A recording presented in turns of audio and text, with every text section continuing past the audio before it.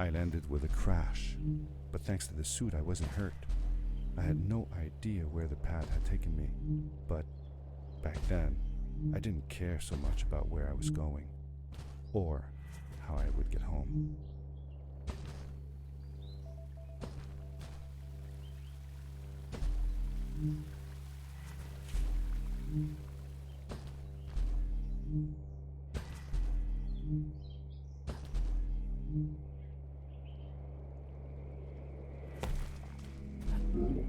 The power core I found activated the suit's grappling device when I picked it up. It must have been left here by my uncle.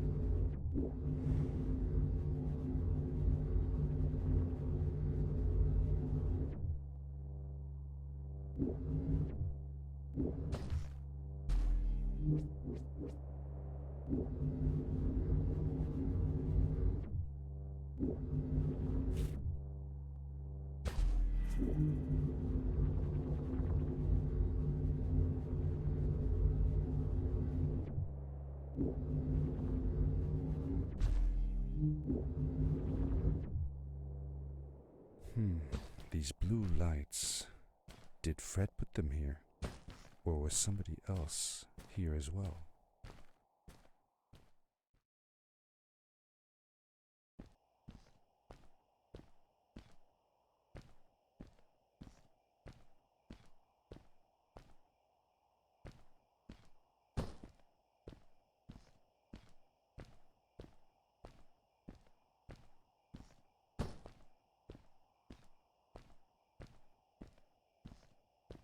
Hello, who are you?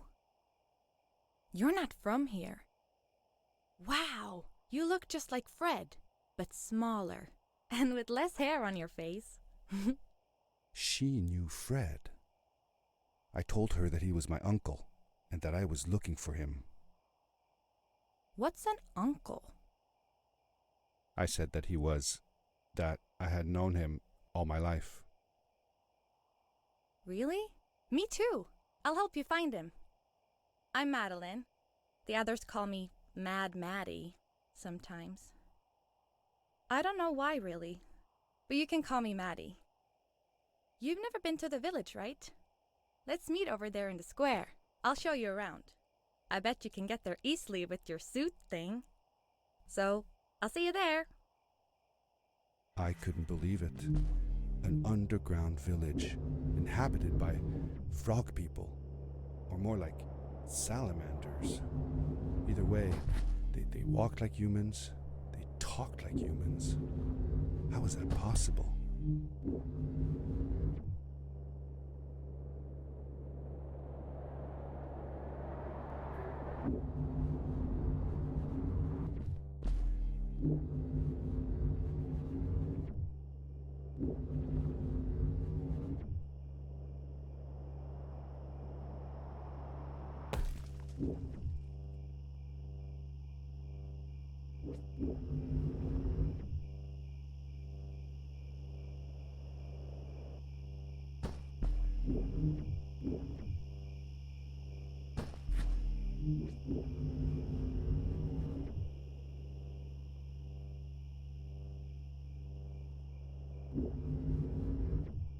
Darkness swept over me as I left the glittering lights in the village behind me and headed for the ominous shadows of the chasms.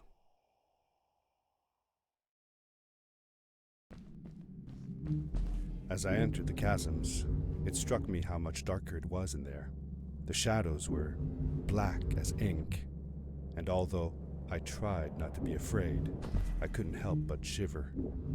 Was it the darkness that frightened the villagers as well? Or was it something else?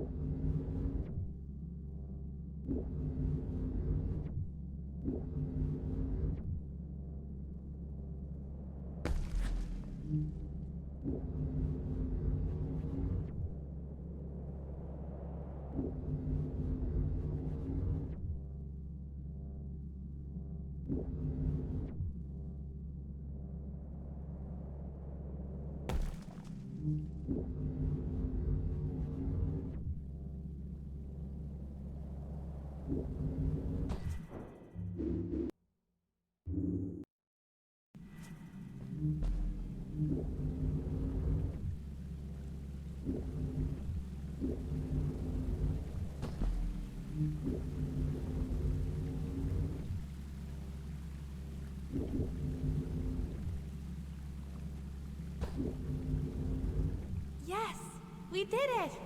You're awesome. I knew you had it in you. That was close. We had made it through, and I felt like nothing could stand in our way of finding Fred.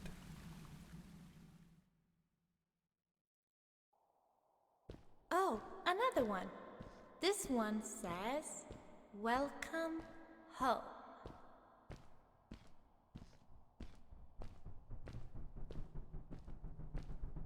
Whoa! This is it! This is where the Strays built their village.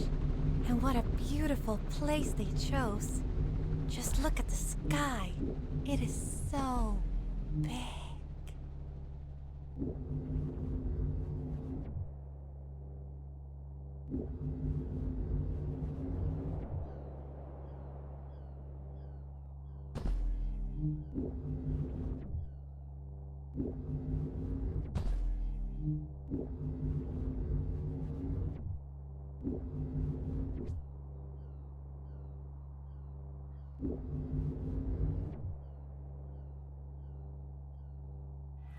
Along my journey, I had seen many pieces of floating rock, but here they were much bigger. Some were big enough to fit whole villages. How was this possible? Maybe it had to do with the crystals that seemed to be everywhere. If the legends were true, the Stray civilization was younger than the village. Yet, they were making great progress. They invented crystal-powered machines, produced their own fabrics, and built houses out of bricks and stone. It was like a civilization was forming before my eyes.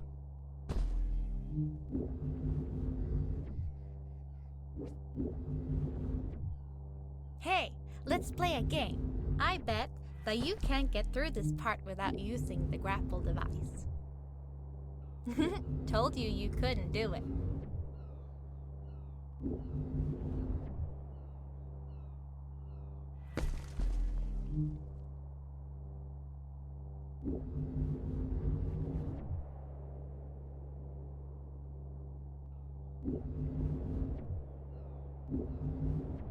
Oh, what's that?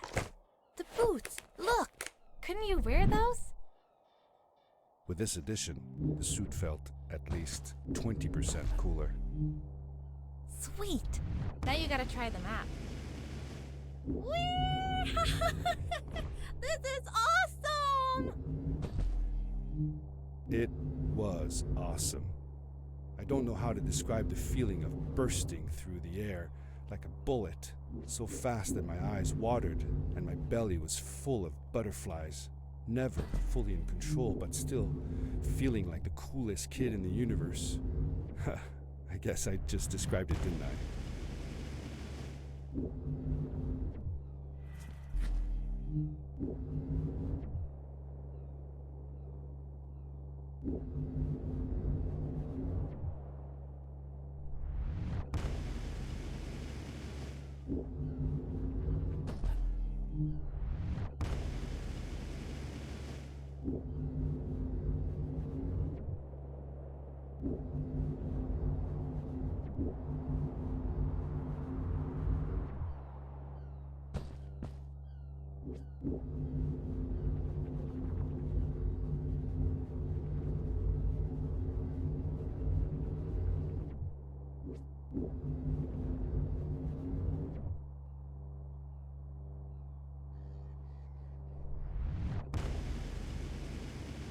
We hadn't seen any people around yet, but ahead of us lay what looked like a proper town.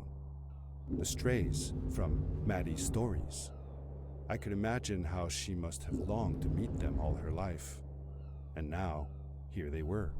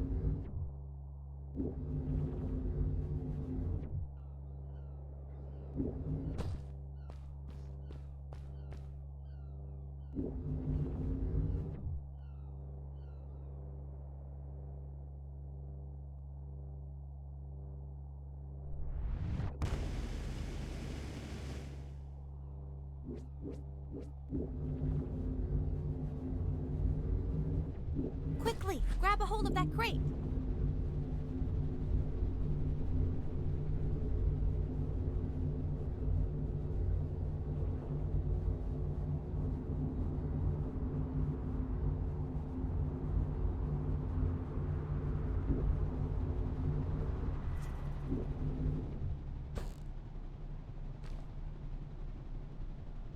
Good day. Here's a boat to Ice Cave. Though I'd take the other one if I were you. That one goes back to the outpost.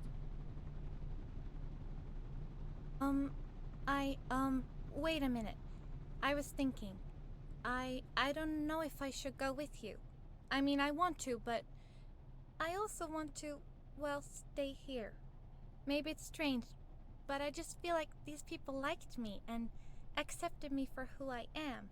Kinda like you. I want to be with you too, and help you find Fred. I don't know what I want the most. I told Madeline that I would accept whatever choice she made. I just never thought about it until now that maybe it wasn't Fred I was looking for when I came with you. Maybe I was just looking for a way out. Somewhere to be free. And I know that if anyone can find Fred, it's you. If you meet him, when you meet him, tell him to come see me, okay? I promised. Thank you. I'm glad I met you. And it won't be the same without you around. Goodbye, friend. I said goodbye to Maddie, and I had a feeling that this was the last time I'd see her. But even in this sad moment, I was happy for her. She had found a place where she belonged. There was a dampness in the air that reminded me of the hot summer nights back home. But as the sun was setting, I could feel the chill creeping up on me, and the path we were traveling on seemed to lead us into a second ice age. Winter was coming.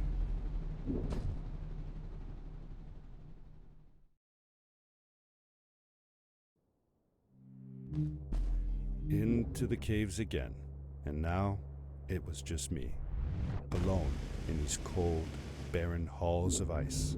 But Fred had been here, and now I could feel it. I was getting close. Something wasn't right. The grapple device's energy beam was somehow reflected off of the ice, and I couldn't get a grip. I had to look for areas where the ice was not so thick. This was going to be a challenge.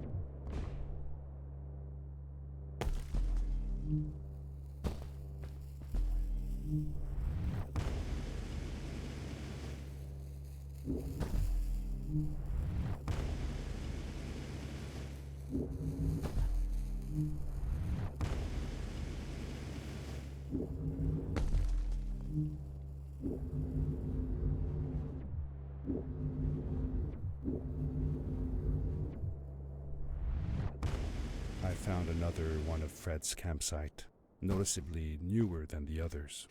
The fire was still smoldering, and I could faintly pick up the smell of the aftershave he always used.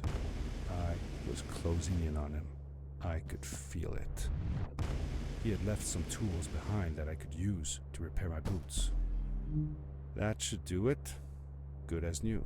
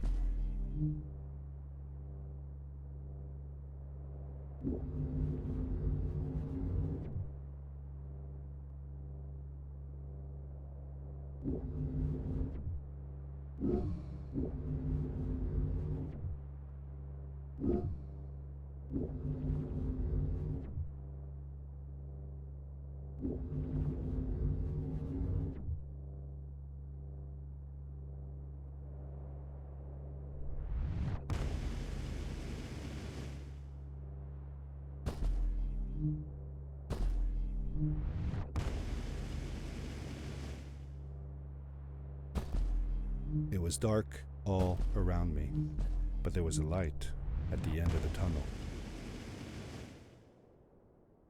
Hello? Nephew? Uncle Fred, I finally found him. My little boy.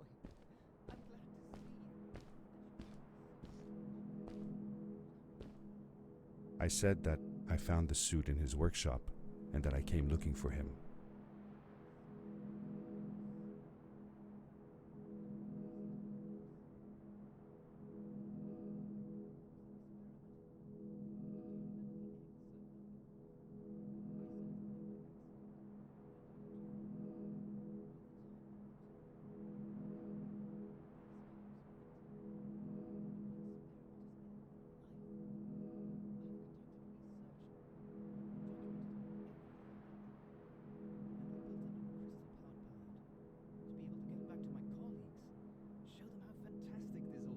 I interrupted Fred and told him about Maddie, how we came all the way to Starhaven together, and that I had promised to ask him if he would go see her there. Madeline. My little Maddie. I should have taken her to see Starhaven long ago. She was always so curious about the strays. I left her. I wanted to protect her. Or rather, protect myself from losing her. I've changed my mind. I'm not going home. What does research or praise matter when I can be here with these creatures? They need me. And it's just as well. I don't trust this pad for more than one ride anyway. You need that ride. I didn't want to go home, and I asked if I could stay with him and Maddie instead. I'm sorry, nephew. As much as I enjoy having you here, you must go home. Explore the world on your own. Have your own adventures. I reluctantly agreed to go home. I was going to miss my uncle. I will miss you too. But I'm sure you'll do phenomenal on your own. And don't worry about me or Maddie. We'll be fine. The pad is yours, boy. When you're ready.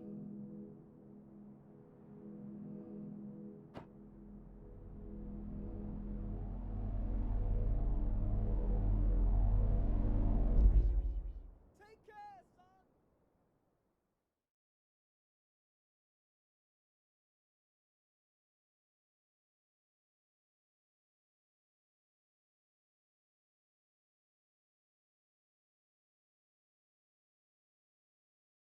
The end.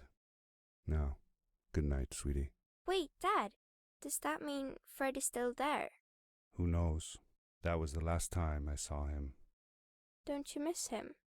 I do, sometimes. But I don't worry about him, because I know that wherever he is, he's on his biggest adventure yet. Dear Fred, today I step into the lobby of your house for the last time. My daughter asked me to tell her about an adventure, and I came to think of you. Your house looks just like my mother and I left it years ago.